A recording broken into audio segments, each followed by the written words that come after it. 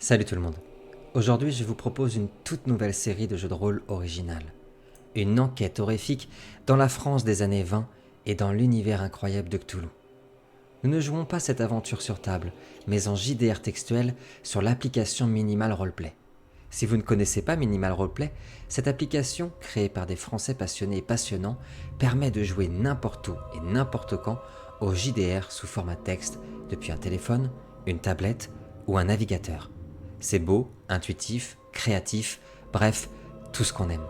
Le lien de leur application est en description si vous aussi vous voulez tenter l'aventure et je vous conseille de les suivre sur leur réseau, ils sont hyper réactifs et actifs.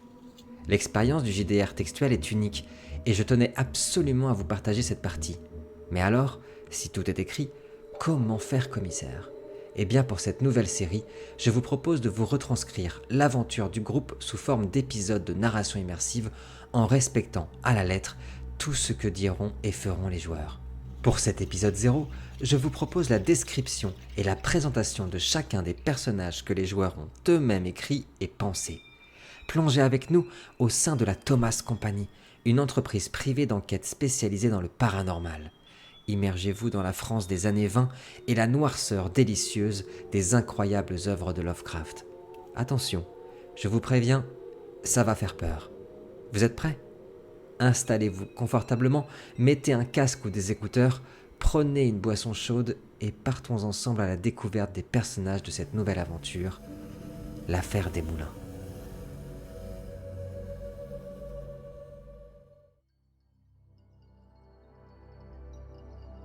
Bonjour chers enquêteurs, je serai votre guide, votre narrateur tout au long de cette sombre affaire. Les gens de ce monde me nomment le gardien, mais vous êtes libre de m'imaginer sous le sobriquet qui vous conviendra. J'aurai la lourde tâche de vous retranscrire les faits et les dires exacts de chacun des protagonistes de l'affaire des Moulins. Bien, les présentations faites, laissez-moi vous parler des acteurs de cette pièce macabre avant qu'ils ne se présentent eux-mêmes. Notre affaire débutera en 1921. Dans une France encore meurtrie par la guerre. Nous suivrons l'histoire d'enquêteurs travaillant pour une entreprise privée appelée Thomas Company. Cette entreprise est spécialisée dans les enquêtes paranormales et surfe sur la mode du spiritisme apparue avec l'invention de l'électricité et surtout sur les maladies mentales et leur prise en charge catastrophique par la psychanalyse et les traumas de la guerre. Les enquêteurs que nous suivrons ont fait fortune grâce à la Thomas Company et résident tous à Paris. Le chef de cette entreprise est un homme de 34 ans, très extravagant, qui porte un masque constamment sur le visage suite à une blessure très grave qu'il a subie dans la Somme. Personne ne connaît son nom de famille. On l'appelle simplement Thomas ou le boss. C'est un homme extravagant qui porte des masques loufoques donc, des costumes en plumes et même des robes de femme. Pour l'époque, je vous assure que c'est extravagant. Thomas est mystérieux donc, méticuleux aussi. Et il choisit lui-même les profils de ses enquêteurs. C'est un homme riche, très riche, à l'influence énorme sur Paris. Il y organise des dîners et des fêtes qui n'ont rien à envier à celles qui se tenaient jadis au palais de Versailles. Car Thomas est un roi. Le roi des affaires, bien sûr. Le roi de la fête, de la danse, des orgies et des mondanités. Mais c'est aussi le roi des secrets. Bien, n'allons pas trop vite en besogne. Je vous laisse découvrir les enquêteurs que nous suivrons tout au long de notre pièce dramatique. Ils se sont présentés avec leurs propres mots, leurs propres dires, et je retranscris ici avec fidélité ce qu'ils ont chacun décidé de vous partager. Oh, avant de vous quitter, lorsque vous entendrez ce bruit, c'est qu'une photo vous sera présentée. Pas de panique, pour celles et ceux qui nous écouteront sur leur sonographe, tous les éléments vous seront décrits avec précision. À très bientôt. Andrew McEwans, personnage de Kevin. Andrew est un ingénieur écossais issu d'une riche famille exploitante de mines. Il a grandi dans un milieu aisé et a excellé durant ses études, jusqu'à être choisi pour la réalisation des premiers chars d'assaut durant la Grande Guerre. Désireux de voir son bébé à l'œuvre, il a rejoint un équipage durant la bataille de la Somme afin de tester sa viabilité au combat.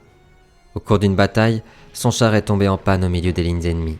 Ses compagnons et lui ont dû tenter une traversée désespérée en plein territoire ennemi, où tous sont tombés les uns après les autres, privés de tout ravitaillement ou soutien. À bout de force, Proche de la folie, Andrew a abattu le camarade grièvement blessé qu'il portait pour se nourrir de son cadavre. C'est à ce moment qu'il fut retrouvé par un jeune soldat nommé Thomas. Il est le seul au courant de cette histoire. Les deux hommes sympathisèrent, et après la guerre, Andrew fut contacté pour son expertise technique et aussi son esprit critique. Il refuse toute explication irrationnelle. Son esprit critique et analytique a permis de démêler bon nombre d'affaires de l'organisation. Il est strict, ne tolère pas la religion et imagine toute chose comme un mécanisme. Pourtant, en son fort intérieur, il a développé une profonde claustrophobie, due à l'isolement dans le char, et aussi une attirance qu'il déteste pour la chair humaine. Pierre-André de Jonzac, personnage de Dorian. Je m'appelle Pierre-André de Jonzac, héritier d'une puissante famille de négociants en cognac. À ce titre, j'ai géré les affaires de la famille pendant 3 décennies, ce qui m'a notamment amené à beaucoup voyager aux États-Unis. En bon érudit bourgeois de mon temps, je m'intéresse aux cultures primitives extra-européennes, et j'ai eu la chance de rencontrer à plusieurs reprises des tribus d'Amérindiens algonquins lors de mes séjours en Amérique. Après avoir assisté à des rituels chamaniques, j'en suis ressorti avec la conviction qu'un dialogue avec les esprits et les forces de l'au-delà était possible, mais surtout que ce dialogue pouvait être marchandisé. Après une carrière dynamique et à succès qui a fait de moi un notable respecté de la région bordelaise, j'ai décidé il y a 2 ans de laisser la main de la compagnie à mes fils et de me consacrer à mon intérêt pour le chamanisme. Je rencontre Thomas au lendemain de la guerre, alors qu'il recherchait des fonds pour la création de son entreprise. J'adhère tout de suite à l'idée et je décide de lui apporter les financements nécessaires en rentrant au capital de sa compagnie. J'intègre aussi l'entreprise en tant qu'administrateur financier pour gérer la bonne gestion des affaires et faire en sorte d'en tirer des profits.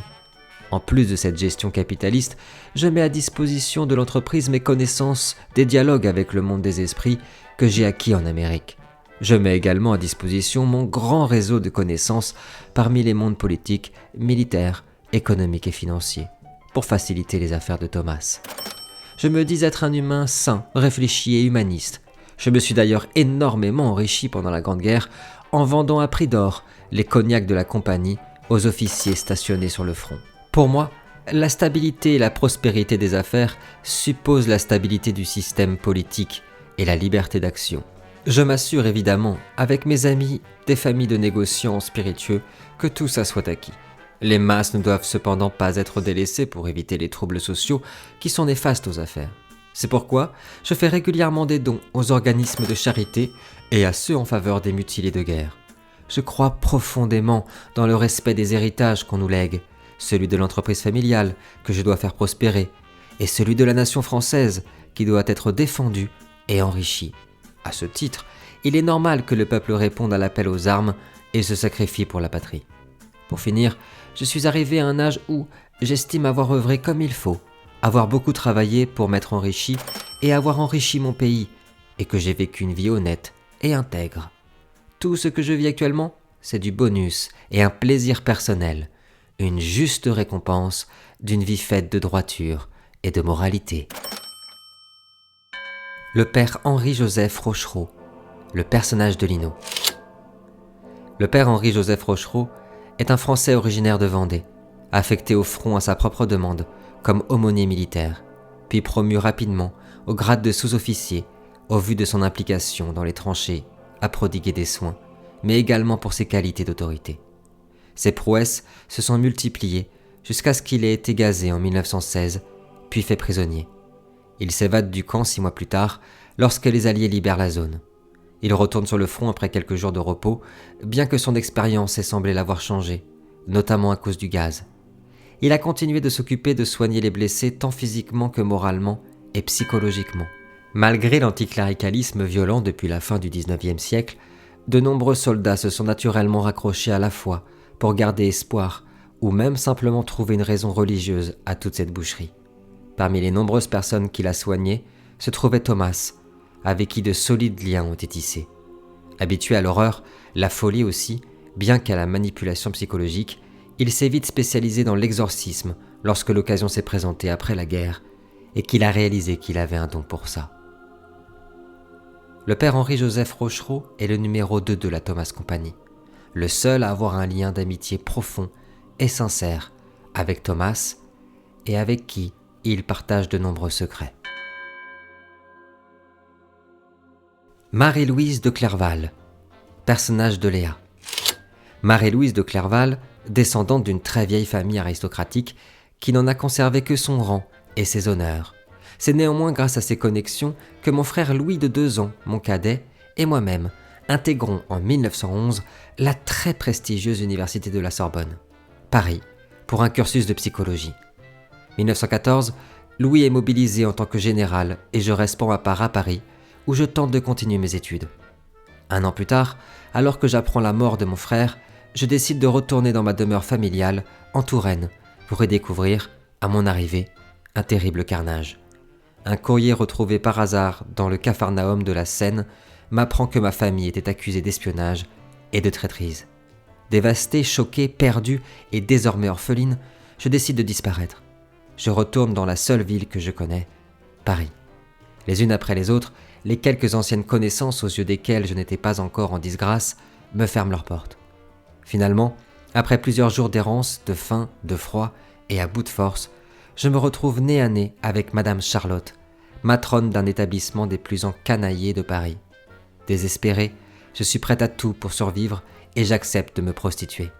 Forte de mon éducation et de mes études en psychologie, je deviens une prostituée de luxe et glane des informations à droite et à gauche, informations que je revends pour gagner ma vie.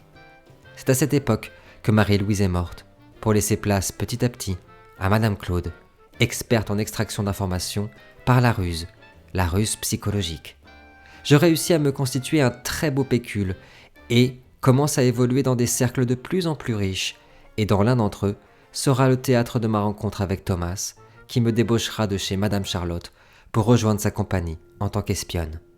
Comme lui, j'aime jouer de nombreux personnages, dont celui de la médium qui communique avec l'au-delà, et c'est souvent ainsi qu'il me présente lors des enquêtes. Je n'apprécie pas particulièrement Thomas, comme je n'apprécie d'ailleurs pas particulièrement aucun de mes contemporains. Je suis pour ainsi dire indifférente au sort de tout autre être humain que moi-même, mais j'ai accepté de travailler pour lui, ayant particulièrement confiance dans sa capacité à me faire gagner beaucoup d'argent et d'influence, et pour son côté particulièrement extravagant, qui me divertit grandement tout de même, il faut le dire. Pour celles et ceux qui ne connaissent que piètrement Madame Claude, il ou elle la pense plutôt superficielle, sympathique et charmante. Mais je suis en réalité espiègle, calculatrice et sans aucune moralité. Mon seul but ? Devenir immensément riche pour construire un empire d'influence. Et je peux vous dire que pour cela, le business de la vente d'informations est très juteux. En dehors de mes yeux verts émeraude assez magnétiques, je suis assez banal et je passe facilement inaperçu si je le souhaite. Durant mes quelques années chez Madame Charlotte, j'y ai appris l'art du déguisement et de la séduction sous toutes ses formes. Globalement, j'arrive presque toujours à mes fins. Mon côté légèrement frivole et arriviste n'ont pour autant pas échappé au père Rochereau. Les relations entre nous sont certes cordiales, mais parfois tendues, par des différends au regard de la morale. Jean-Emmanuel Pierre, personnage d'Adrien. Jean-Emmanuel Pierre, mobilisé médecin chirurgien militaire pendant la Grande Guerre. Issu d'une famille modeste dans le Massif central, plein d'espoir d'ascension sociale grâce à ses études de médecine, la mobilisation a eu l'effet d'une douche froide sur son enthousiasme. Il a vu l'effet des combats sur les jeunes poilus, tant physiques que psychologiques, et l'ampleur du nombre de victimes de la guerre. Il en ressort assez cynique. Depuis, il a en permanence l'impression de sentir une odeur de sang et de pourriture, particulièrement en situation de stress. Après la guerre, il a rencontré un grand succès dans la médecine civile, mais sa méfiance vis-à-vis des figures d'autorité et sympathie pour les travailleurs modestes et son socialisme affiché l'a quelque peu ostracisé parmi ses pairs. Aisé mais isolé, il reçoit une offre d'emploi intrigante par un mystérieux Thomas. L'esprit rationnel de Jean-Emmanuel ne peut résister à la tentation d'appliquer une approche scientifique au paranormal, et il intègre l'entreprise en juin 1920. Les relations avec ses nouveaux collègues sont assez contrastées. Il apprécie l'esprit critique et rationnel d'Andrew, mais a un avis mitigé sur son passé d'ingénieur et son histoire familiale. Il est respectueux de l'humanisme et l'intégrité de Pierre-André, mais le pense trop attaché au capitalisme. Il partage la volonté de soigner l'autre et les connaissances médicales de Henri Joseph, mais lui reproche sa spiritualité. Il est méfiant à bien des niveaux vis-à-vis de Marie-Louise, mais compatit avec son histoire difficile. Voilà, les présentations sont faites. Vous connaissez le gardien et les antagonistes de cette affaire. Mais il manque quelque chose, n'est-ce pas? Il nous manque la scène. La scène principale, la scène de crime. L'affaire des moulins. N'allons pas trop vite. On se dit à la semaine prochaine. À très bientôt. Oh, j'allais oublier. Nous ne sommes ici que pour un temps. Nous empruntons ces lieux. Et le maître de ces lieux m'a demandé de vous transmettre ce message. Prenez bien soin de vous. Et que l'aventure commence.